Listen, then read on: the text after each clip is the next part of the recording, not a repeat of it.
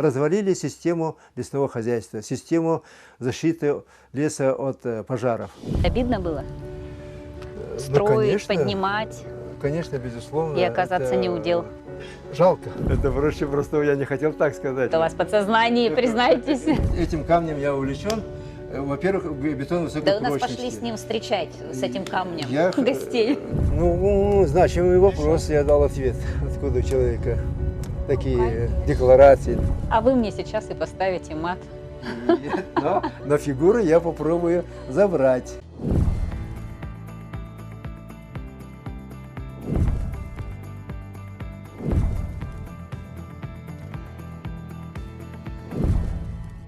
Егор Петрович, сколько человеку нужно мудрости, чтобы не растерять доброту? Как раз, когда подходишь, наверное, к мудрости, то еще больше будет доброты. Наблюдение так говорят. А считаете ли вы себя добрым человеком? Ну, наверное, это больше видно со стороны. Доброта, как считаете, она проявляется в мыслях, в словах или, может быть, в поступках? И что в вашей жизни соизмеримо с тем, что называется благом по отношению к другим людям? Доброта – это больше, конечно, в поступках. Общественник, Нехорошо промышленник, вот так, реформатор когда и человек педагог. Герой этой без программы особых Егор Жирков, думаний больше известный в делает народе как доброе автор дело. концепции Относится национальной по-доброму, школы, это и есть увлеченный работой и благо проектами, оно рассказывает о своих сопряжено. взглядах, о Вот том, сотворил какие добро вызовы уже принял для и другого, это каким благо. еще готов. Или Смотрим. помощь. А если говорить более масштабно, вы же законодатель. Вот с этой точки зрения, что С вы этой точки сделали, зрения, какое благо наверное, для якутян? Такой пример более подходящий, чтобы делать конкретное добро людям, в том числе даже через закон. Да. Это вот целевые чеки, когда вот проблема в 90-х годах, начало 90-х годов, это и в Удачном, Мирном, Ленске, Алдане, по всему кругу Нерингре, угольщики, энергетики, алмазники, Уснере оказались обманутыми вот, передовые рабочие, специалисты, инженеры. Они, как говорится, от своей, грубо говоря, своей вот, премии, можно сказать, зачитывали на фонд, машины будут выделять, а потом оказалось, что Советский Союз грохнулся, и люди оказались обманутыми. Также в чеке урожая 90. Я сказал, я возьмусь за вашу проблему. Это на самом деле сотворить доброе дело для десятки, там, полсотни тысяч человек, да, вот, и может даже больше. Ну и мы сотворили этот закон, который там огромному количеству людей машины получили. 91-й, 2-й, 3-й года все закрыли, 91-й, 2-й год полностью. В последнее время появился такой новый тренд на доброту. Давайте продолжим эту тему. Появляются волонтерские движения, помогают людям, старикам, детским домам, больным. Словом, всем тем, кто нуждается в заботе и помощи. Как считаете, почему именно сейчас произошел вот этот сдвиг? Ваши мысли? Потому что бедность наступила. 10 лет назад, 20 лет назад людям даже было, наверное, более неловко, даже стыдно как-то о своих проблемах говорить людям. А сейчас уже такая ситуация, что надо другим людям, которые более хорошо живут, и люди начинают делиться частицей своей доброты. Вот один из последних примеров проявления душевной доброты, душевного тепла – это та помощь, которую организовали волонтеры, добровольцы. Это вот, я имею в виду, горячая тема, очень горячая тема – лесные пожары. Есть жертвы, как вы знаете, да, пострадали люди остались без крова, пострадали животные, я уже не говорю про этот дым. Вот что мы упустили и где мы упустили, как считаете?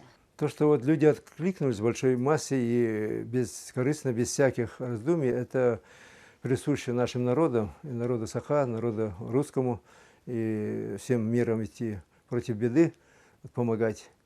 А на самом деле вот эта беда, бедствие, которое огненное, катаклизм, который достал всю республику, тайгу в большей мере, и вот достал людей, и дым, не только дымом, но и вот непосредственно, это могло и не быть, если бы государство в лице нашей вот, правительства Российской Федерации, вот, Госдума, который вот, в 2006 году был принят лесной кодекс, и практически вот, даже если вот в медицине была оптимизация, по образованию в 90-х годах была попытка там стричь там количество учителей, врачей, то тут получается последние только 10 лет, где-то вот с хвостиком, наверное, произошло вот почти вот шестикратное уменьшение финансирования лесного хозяйства. Лесное хозяйство республики, оно было незаметное, но 4-5 тысяч, оно было самостоятельное, оснащенное, лесничие были, и оплачивали самолеты, часы. Десантно-парашютный состав был 1200 человек, почти вот 1200 человек. А сейчас меньше 200 человек. А сейчас работает тоже, можно сказать, почти около 1000 человек. И сейчас последними, наверное, группами помощи, вот, даже дошло, перевалило, наверное, за 1000 человек приезжих, да, вот, вместе с приезжими, даже специалистами, вот, десантниками. Вот. Но если бы это должно было быть как норма, если бы были местные свои вот, не сокращены, не оптимизированы, вот, и финансирование не сокращено такое, вот, то есть развалили систему лесного хозяйства, систему защиты леса от пожаров. Очаг, как только вот в самом начале очага, вот, очаги вот, возгорания, они с ними боролись. Республика же огромная, неужели вот увеличением количества людей или авиалесоохраны можно побороть вот эти вот вспышки? Можно. Это специалисты, я внимательно и общался, и не только читал, общался со специалистами. В советское время справлялись, и статистика говорит, и по количеству пожаров гораздо больше были и 40-е годы, какие-то еще другие, вот 70-е, другие годы, там были там свои циклы. 11-12-летние циклы, вот, когда вот засушливое лето, вот, и мало дождей. И в это время вот большое количество по численности, большое количество. Представьте себе, если бы не было тогда советской системы лесоохраны, это была бы вообще такая вот катастрофа. Сейчас же планетарного уровня, можно сказать, это явление нынешнее лето Якутии. И государство тогда относилось к лесу как хозяин. А сейчас нет хозяина у леса. И это должно быть восстановлено. И через законы федеральные прежде всего, и через снятие запрета вот этого весеннего, когда невозможно какой-то вот пал делать сельскохозяйственный, да, сельхозпал. А как вы относитесь к такому мнению, что огонь в лесах тушить не надо? Что это обновление леса? Ну, мы не говорим, конечно, когда огонь подходит к селу. Говорят, на самом деле это пишут, потому что тут не безысходность, а я позавчера встречался Иваном Ивановичем Колдесниковым, это руководитель Совета депутатов вот, у Салдана, да? Вот ситуация в селе вот, Кыллай, вот, Тюлях по-другому называется, и Бярия там. И получается там 200 человек вокруг сейчас, вот когда самый отпор дали, и сейчас все вокруг вот эта деревня охраняет. Лишь бы не допустить до основной вот, деревни. А где там Саилыке горит, там база горит, техника горит, это уже мощей нету. Нету. Даже те, которые сейчас вот сколько вот приходят, они оказываются даже тоже не очень такие эффективные, во-первых. Вот даже вот огромные самолеты там, чуть ли не военные самолеты, да, они же из-за задымления не могли подниматься. Или же вот приходит техника военная, и приходите, потом оказывается, вот, треть техники стоит, уже требует текущего ремонта. Егор Петрович, несколько лет назад в одном из интервью вы сказали о том, что оказались в республике невостребованным. Вот почему так произошло? Ведь вы автор крупных, очень важных для региона проектов. Что случилось? Случилось в большей мере вот смена власти, отношения власти и руководства инвестиционной компании к проекту. Вот основная причина. А так, конечно, вот то, что вот такой замысел, вот, ну, замысел, связанный с ахобазальтом, утеплителем, он, можно сказать, в свое время состоялся, хотя сейчас не справляется. Так? А вот по базальтокомпозитам, по арматуре базальтокомпозитной, это для республики и Дальнего Востока очень перспективное направление. Но вот здесь я, конечно, очень был расстроен. Обидно было? Ну, Строить, конечно, поднимать конечно, безусловно. и оказаться это не удел. Просто когда люди не понимают, что значение, и это тоже, конечно, своего рода риск, вложения, но республика сама, руководство республики приняло решение вот такой республиканский проект реализовать, вкладывала деньги, я вкладывал все, что от себя, вот, все свои вот способности, знания и организаторские способности, вот, завод базальтовых материалов, например, выходил на уровень 102 тысячи кубических метров, 92 тысячи. Последние 6 лет вообще на уровне 60 тысяч кубических, наверное, плюс-минус, даже в этом году меньше, в прошедшем году. Это же жалко. Когда вот, есть спрос, просто реальный спрос, есть каменные дома, которые требуют утеплителя. И тут не соответствовать и не справляться, когда уже отлажено было, отработано было. Ну, это, я считаю, что это неправильное решение тех, кто, ну, в общем, мало понимал в этих вещах. Что вы разрабатываете сейчас? Наверняка у математика-мыслителя какие-то еще есть планы, что-то там задумали, поделитесь.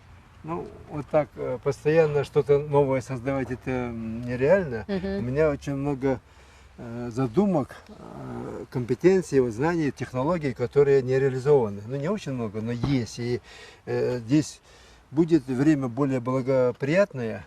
Я займусь этим. И, Ну, например, что это? На один проект? Например, одна задумка. Да, вот он связан даже с этим же вот диапсидовым который вы держите камнем, в руках. так, который вот его потенциалом быть полезным для людей. Я хочу создать пенобетон, который качественный пенобетон для строителя, как строительный материал. Пенобетон, а потом следом за этим создать новую разновидность северного дома. О своей любви к камням и технологиям их обработки наш герой рассказал в своей мастерской, которая появилась несколько лет назад после того, как Егор Петрович вышел на пенсию. Здесь знания математика-мыслителя находят свое применение. О камнях наш герой может говорить часами. Увлекаюсь породами, горными минералами, камнями, проще говоря, и их пользой. Что мастерите-то в этой мастерской? Что здесь творится, что делается? Из диапсидового камня бетон повышенной и высокой прочности. Ну, на самом деле, не сам по себе бетон, а изделия довольно интересные для горожан. Это архитектурный бетон. Камни. Камней, смотрю, тут много. Вот откуда же у вас любовь такая к камням? Вроде холодные, не теплые. Некоторые теплые. С душой? Нет, они... Ну, дело в том, что на самом деле наша республика, вот Якутия, она на самом деле горная страна. Горная. 60% это горы. И мы зря не обращаем на это внимания.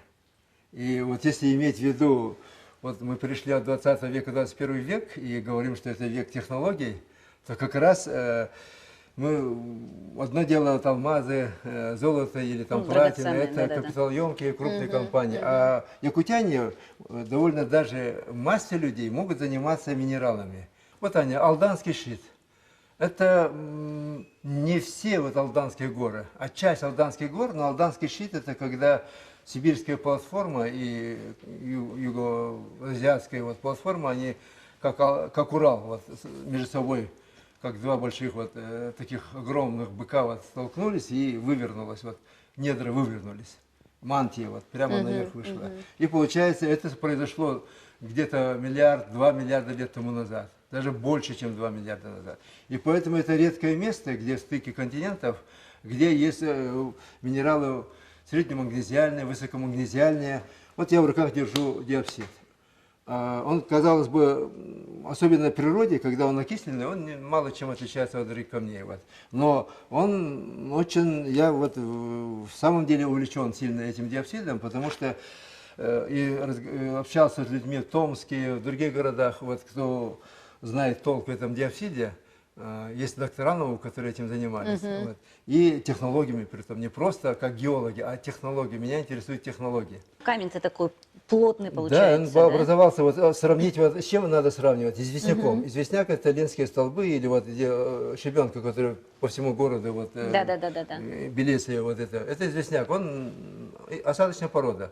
3 камня взял, поударил, они все рассыпаются, грубо говоря. А это миллиард 200 миллионов лет тому назад образовавшийся, вышедший. То есть, если мы на сейчас поверхность. возьмем, разобьем, не разобьется. Не камень? разобьется, никак не разобьется. Очень вы увлеченно рассказываете, видно, что у вас колоссальные, огромные знания по поводу всех вот этих минералов. Откуда все-таки возникла к ним вот такая вот большая любовь? Сходу сказать. Ага, кстати говоря, вот в 7-8 класс или 9 класс в школе у нас был трусический кружок, классный руководитель. И там мы ходили вот на республиканские соревнования по спортивному ориентированию, и там были вопросы по минералам Якутии. Так. И почему-то я оказался ответственным за это, и у меня в первый раз, наверное, камнями интересовался школьник. Камни, вроде бы они такие холодные, тяжелые, бездушные. Как считаете, хранят ли они какую-то многовековую мудрость? Не знаю. Кто сейчас у вас? Математик, физик, лирик? Кто борется, чтобы ответить на этот вопрос? У них многовековая тайна, которую надо разгадывать и раскрывать, превращать вот То есть загадка, превратить остается их загадкой. в красоту, в тепло. Вот в этом возможно.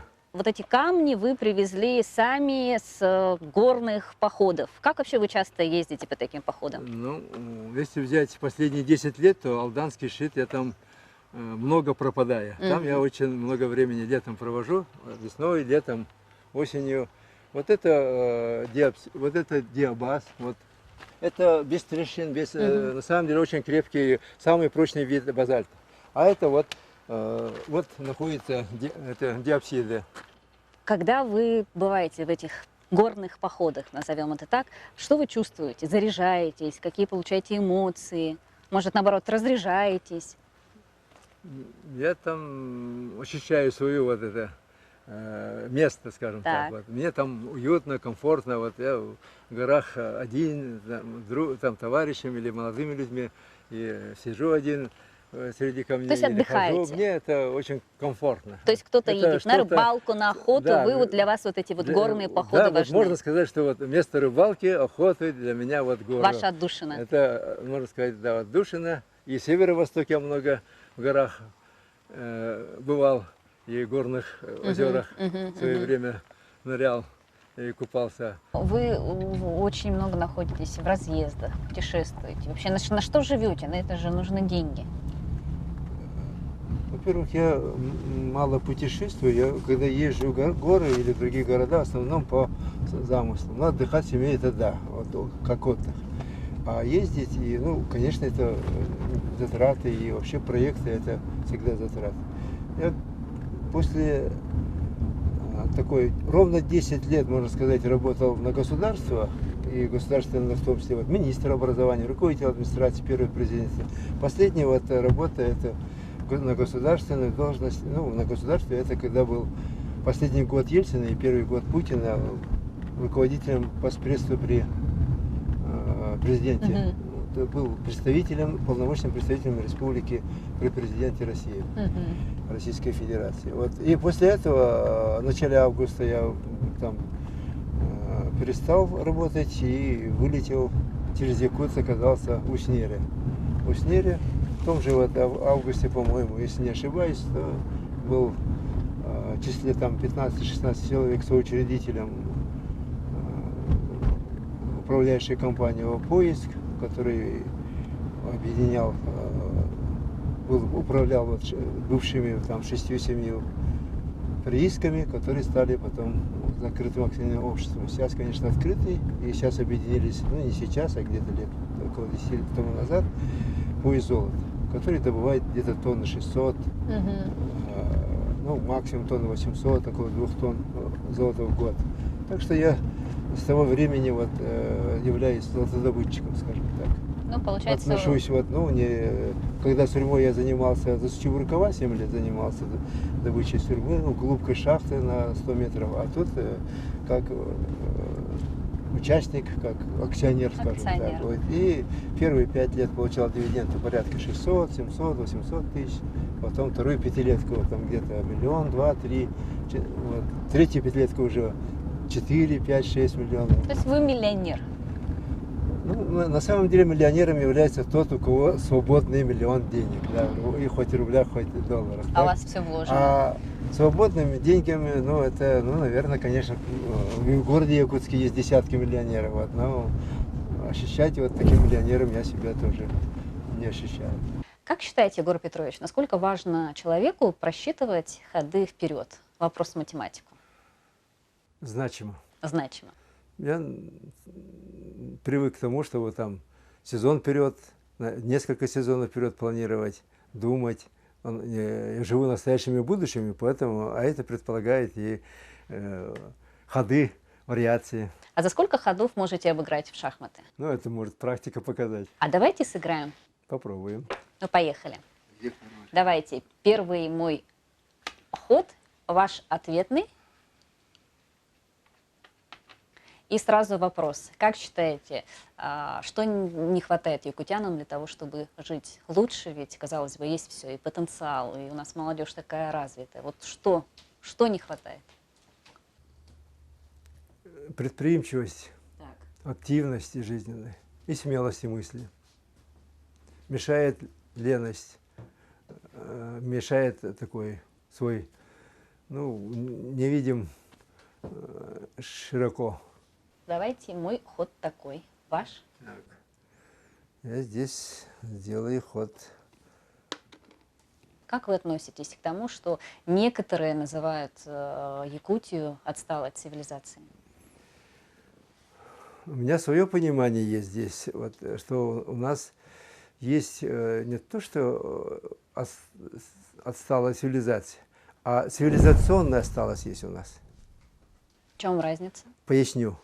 Вот когда 17-й квартал, мы приходим, подходим там и видим вот этот общий туалет на улице, это не цивилизация. Когда мы проходим хоть по улицам мощеным или с асфальтом, но между тротуаром и улицей нет водоселенной системы, это отсутствие цивилизации. Это отсутствие цивилизации. Когда город у нас только в центре, там более каменный, а дальше это тоже отсутствие цивилизации. Или школу возьмем. Вот до недавнего времени, или даже сейчас есть школы, где в школах по 3 смены учатся. Но 2 смены – это достаточно массовое явление. В классах 40 учащихся или 35 – это не 25. Это тоже от того, что в цивилизованном государстве, вот в Москве, например, вот 2 школы стоят, недалеко друг от друга даже видимости. Там 600, тут 670 учащихся там. По 2 класса. Это стандарт. Стандарты цивилизации вот такие есть.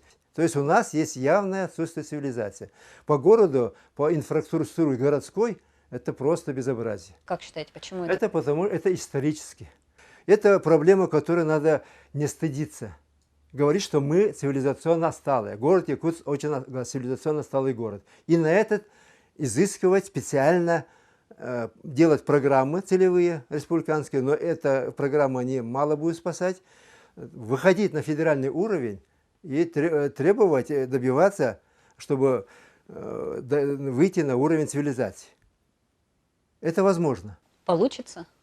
Не могу сказать, но это, на то будет воля градоначальника, мэрии, да, вот, республиканской власти. Каждый год по 10 школ вводим. Это не показатель развития. Это мы стараемся, как говорится, догонять к этой цивилизации. Мы в провинции. До нас развитие вот, цивилизации не дошла и остановилась. И нам нужно вот эту свою цивилизационную отсталость. Это в улусных центрах, городах, поселках. Это уже выпячивает как проблему, которую надо решать всем миром, не только самим поставить во главу угла задачу, но и федерального уровня. Так, ну я смотрю, мне тут нужно свою задачу решать и уходить от вашего шаха. Взяла фигуру, ходи, да? Ну, давайте так. А вы мне сейчас и поставите мат. Но на фигуру я попробую забрать какую-нибудь. В детстве играли в шахматы? Шахматы почти нет. Шашками вот занимался, увлекался. А каким себя помните маленьким? Как проходило ваше детство? Ну, детство, наверное, было трудное, поэтому я обычно в таких случаях шибко не помню. А давайте вспомним. Ну, когда был вот маленький, нас воспитывал, вот у нас много детей, но в семье вот воспитывал отчим, а так отец родной умер, когда мне было 2 года, небольшим, наверное. Потом мать через там 6 лет вышла замуж за мужчину, который, жена умерла, и 1 сын. И, в общем, и потом еще родили сестренку нам, и получается 7, как говорится. Дружны были? Да, вот, ну, семья дружная была, вот, и мать работала воспитателем интерната или в начальных классах, по-моему, учительствовала. А папа, он тракторист, ЖКХ, как вот сварщик, вот, в колхозе, наверное, работал комбайнером, то есть механизатор, скажем так. Вот он здорово разбирался в технике. Ну, вы-то помните себя, что, может, вы тоже помогали где-то, ходили на поле, что-то там, Конечно, не знаю? я, например, лично вот с каждого 5 класса каждое лето работал. На водокачке, там был на западе Барагонцев кирпичный цех, вот кирпичи там для вот сырые вот кирпичи там не таскал. Вот. Потом на ремонте работал, ну а старшие классы каждое лето, как последние, как говорится, экзамены, после этого родное село Танда и на сенокос. И перед 1 сентябрем приезжал. Там работа как по календарю, как говорится, конно-ручного звена. Но это же сложно, ребенку работать сложно, а вы вспоминаете это все с улыбкой. Да, вот это, ну, как раз человек вот приспосабливается. И я очень даже, было трудно, вот, особенно сколько комаров, мошкары, никакой там защиты от него нет, только там задубелась кожа и ну, пофигистское отношение к этой мошкаре, и надо только заниматься тем, что вот, своим стаговать. И я стоял наверху, вот, принимал, и тут некогда, не до этого. Да, и поэтому вот каждый день с 8 утра до 8 вечера работали без выходных. Только когда дожди, вот тогда выходной, проходной. Егор Петрович, ну вот вы родились в селе, в Устье-Алданском районе, да? Знаете о жизни на селе много. Вот, что необходимо сделать для того, чтобы жизнь там сегодня стала лучше? В принципе, наиболее худая жизнь была... Сейчас тоже наступают худые времена. А худые времена были тогда, когда вот... ну, вот, где-то вот 97-е, 8-е года, что ли, вот такие, когда вот бензина не хватало зимой, солярки не хватало, ни для техники, ни даже для села не хватало. Вот там были такие худые времена, скажем так, и много вот количество рогатого скота вот тогда уменьшилось. Но сейчас есть тоже угрозы. И вот эту угрозу надо отвести. Для этого нужно, чтобы в селах, в лусах были вот свои производства. Мы несколько недооцениваем возможности того, что мы должны все равно выйти на новые виды производства.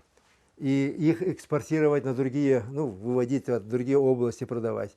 Без этого будущего у нас слабо видно.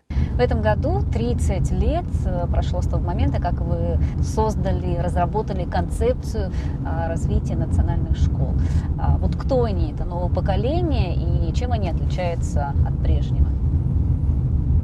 30 лет ровно прошло, вот с мая, когда она была, эта концепция утверждена как политика нашей республики.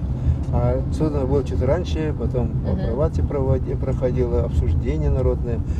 Вот чем оно, вот 30, это молодежь, которая выросла в эпоху вот этого концепции, вот 90-е, в начале вот этого века, отличается тем, что вот тогда вот были во главу угла вот эта концепция ставила, кроме того, что там образовалось стержень содержания образования в национальных школах, на языке саха, скажем, и не только вот по культуре, например, это и для русскоязычных школ Нирингери, Ленска, Якутска, да, вот для русских школ. Вот. Это чтобы от национальной культуры, вот русского культуры, якуты, культуры народа саха, северные народы от своего, переходили к ценностям, вот, пониманию ценностям культуры соседних народов, вместе живущих народов. Вот, якутской культуры к русской культуре. И затем к ценностям мировой культуры. Я смог убедить правительство, первого президента, сохранить уровень финансирования. Это обеспечивает сохранение всех структур до образования, в том числе вот детские сады. Вот это вот самый большой вклад концепции национальной школы в этом, что вот мы сохранили вот государственную систему образования национально-регионального характера. А как вы считаете, важна ли идеология воспитания как таковая? Не только в школе или молодежи идеология нужна, но и в жизни, обществу.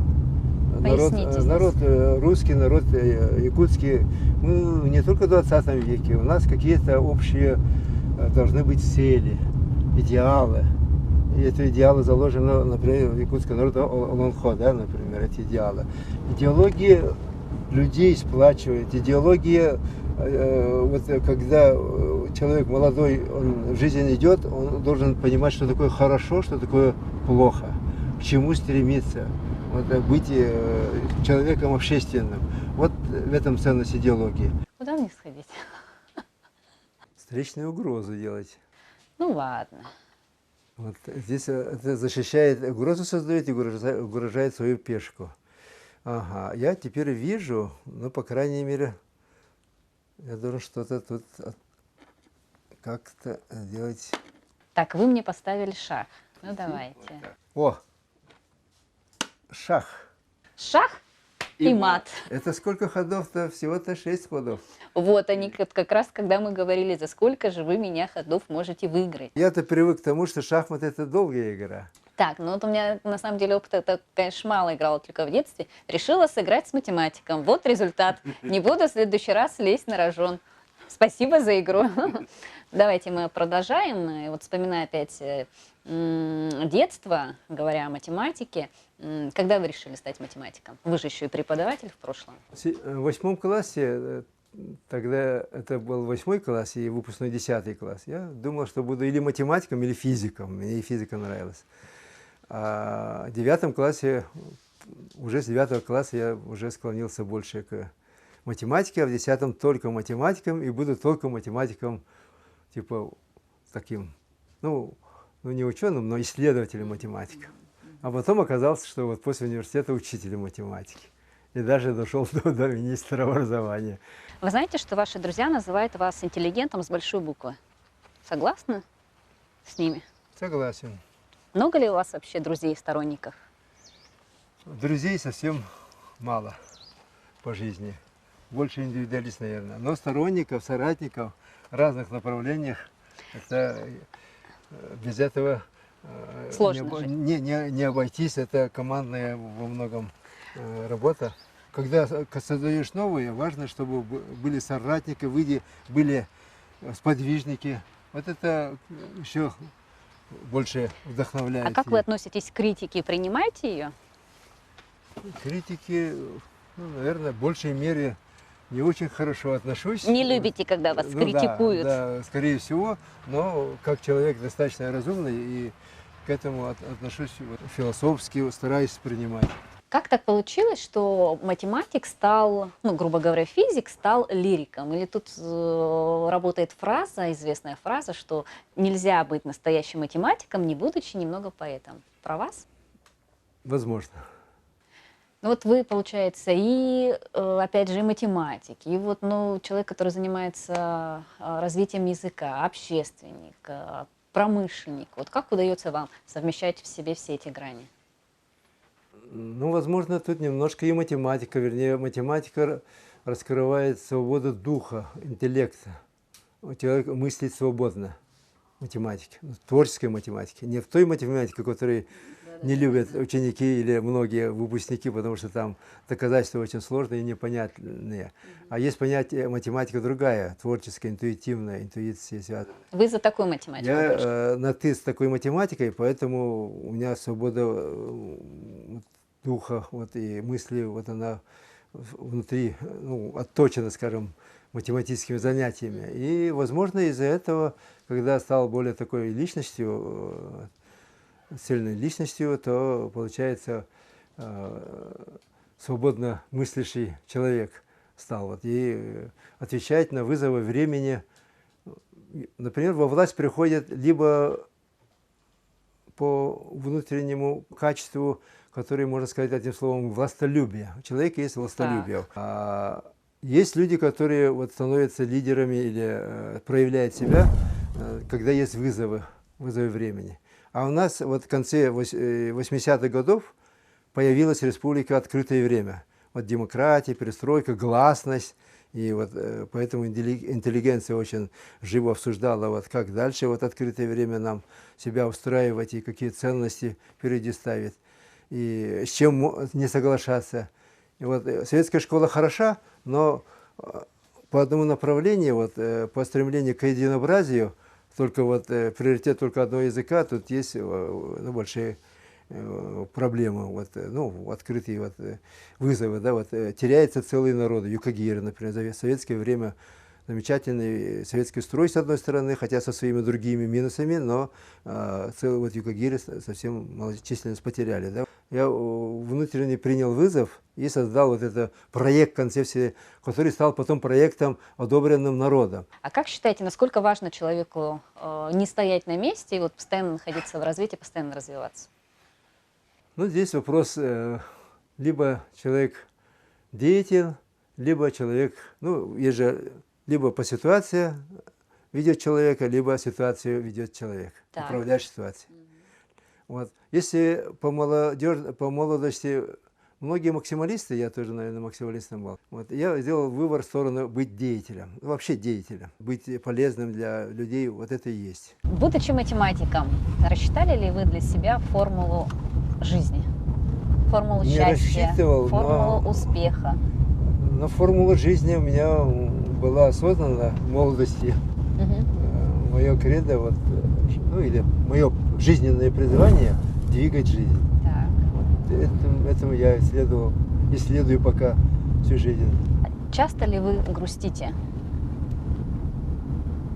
Совсем не часто. Что вас может расстроить? Многое. Например? Бывает. И когда не по-моему идет, это уже начинает расстраивать. То есть вот так вот, да? Да, вот так. Есть ли что-нибудь в жизни, о чем вы жалеете? Что не получилось вот, что родить второго сына, да, вот, когда вот сын 35 лет умер, то после этого для меня это, не только трагедия, но еще позже после этого повод сожалеть, что нет сына. Егор Петрович, что самое ценное в вашей жизни? Наверное, для каждого человека, тем более в возрасте, это семья, жена, которая вот я как одел в 1978 году, так и вот это вот колечко, которое я... Так оно, наверное, вам маленькое даже у жены, наверное, не вижу на пальцах, а это у меня со свадьбы так и не снимал. Пример для подражания. И не собираюсь снимать. Дочь, внучка, вот внучка сейчас у нас отдушина. Возрастом вообще семья это становится такой гаванью, который, тем более для деятельного мужчины, это отдушина. Все больше и больше начинаешь осознавать ценность такую. А ценное в работе? Как личности у меня вот ценность мои вот замыслы. Потому что я где-то 36 лет я живу по замыслам. И вот то, что создаю, вот я их ценю. Вот кафедра методиков образования, Институт национальной школы республики, вот концепция национальной школы, даже причастен к тому, чтобы республика сложилась. И сейчас надо сказать, что у нас республика государственная национальная государственная система образования, целая система. Она не является такой расплывчатой, муниципальной. Или вот там что-то государственное, там что-то муниципальное. У нас такая цельная система образования есть. Вот.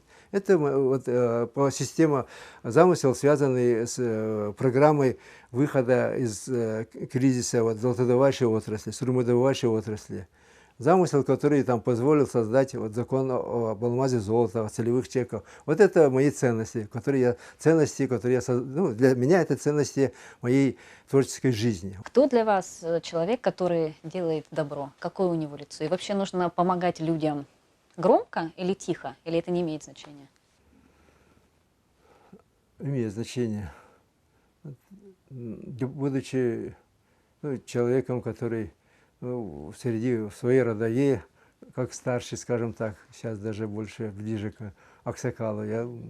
Ну, есть моменты, когда поддерживаешь, оказываешь поддержку, но я их даже не помню и не держу в голове. Вот, людям, будучи депутатом, никогда не считал и даже не старался запоминать и никогда в жизни никому предъявлять, что я там делал доброе дело. С самого начала я понял, что добро, если оно есть, то оно должно быть просто бескорыстно. Егор Петрович, в начале передачи я вас спросила о том, считаете ли вы себя добрым человеком. Вы ответили, что судить об этом людям. Так вот, я вам хочу напомнить, что года 2 назад вас официально признали добрым и даже вручили нагрудный знак за доброе сердце и профессионализм. Помните такое? Да, Помните? есть такое. Получается, ваша доброта в профессионализме? Думаю, больше внутренней силе и вот энергии жизненной.